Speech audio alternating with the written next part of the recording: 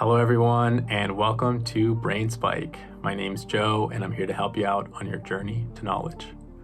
For returning users, feel free to check out the timestamps I've made down below and go ahead and get started learning. For new users, Brain Spike is an on-the-go learning tool. So if you're looking to study when you're on your way to school or on your way to work, maybe going for a run, going for a walk, Brain Spike is here to help you out with your dynamic lifestyle. So our learning method is as follows. First, I'll give you either a term or a definition, and then there's a pause. Now, this brief silence is not a glitch, it's your moment. So use it to either verbally out loud or mentally to yourself. Try to recall the term or definition. Then I'll give you the correct response and we'll repeat. It's a method that's founded on the principle of active recall, which is proven to strengthen synaptic connections in your brain. Compare this to passively reading or passively watching YouTube content, and you've got yourself a simple yet very powerful learning tool here. So with that being said, let's get started.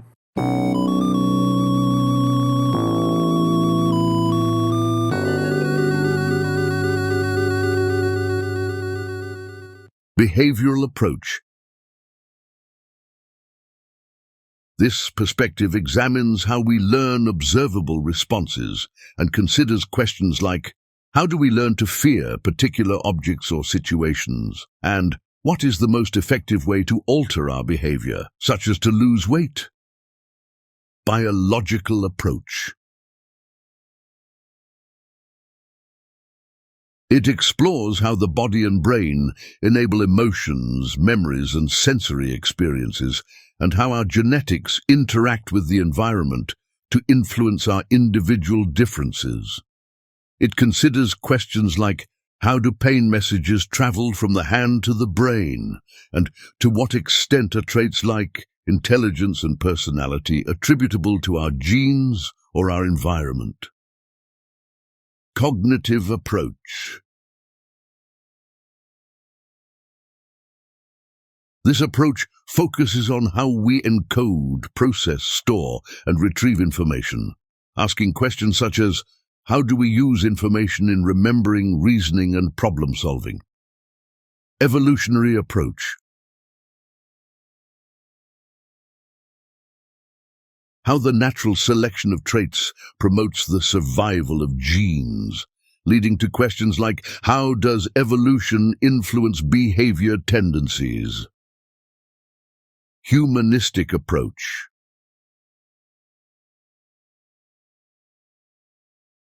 This perspective is concerned with how we meet our needs for love and acceptance and achieve self-fulfillment, asking, how can we work toward fulfilling our potential and overcome barriers to our personal growth? Psychodynamic approach. It investigates how behavior springs from unconscious drives and conflicts, with questions such as, how can someone's personality traits and disorders be explained by unfulfilled wishes and childhood traumas? Social cultural approach.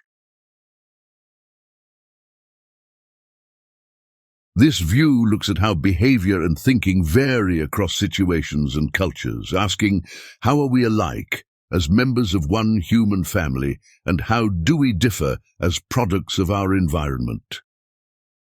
Finally, let's end with a recall quiz to help better consolidate this information using anger as an underlying structure. Someone working from the what perspective might have been interested in understanding how angry feelings affect a person's potential for growth. Humanistic. Someone working from the what perspective might view an outburst as an outlet for unconscious hostility. Psychodynamic. Someone working from a what perspective might study brain circuits that cause us to be red in the face and hot under the collar, or how heredity and experience influence our individual differences in temperament. Biological. Someone working from the what perspective might attempt to determine which external stimuli trigger angry responses or aggressive acts. Behavioral. Someone working from the what perspective might study how our interpretation of a situation affects our anger, and how our anger affects our thinking. Cognitive. Someone working from the what perspective might explore how expressions of anger vary across cultural contexts. Social cultural. Someone working from the what perspective might analyze how anger facilitated the survival of our ancestors' genes. Evolutionary. All right, everybody, that wraps it up for today's video. I hope you found it useful and valuable. If you'd like to continue learning, feel free to restart the video, or be sure to check out the description down below where I've probably left some links either to delve in deeper into today's topic or just for your own benefit and for your own knowledge. If this is a foundations video, I might have made an advanced version of this topic already. If this is a term recall, I might have already made a definitions recall video, and vice versa. If you have any other questions or comments, feel free to leave them down below. I'll be sure to respond. And if you're signing off, well, I'll see you next time. Bye-bye.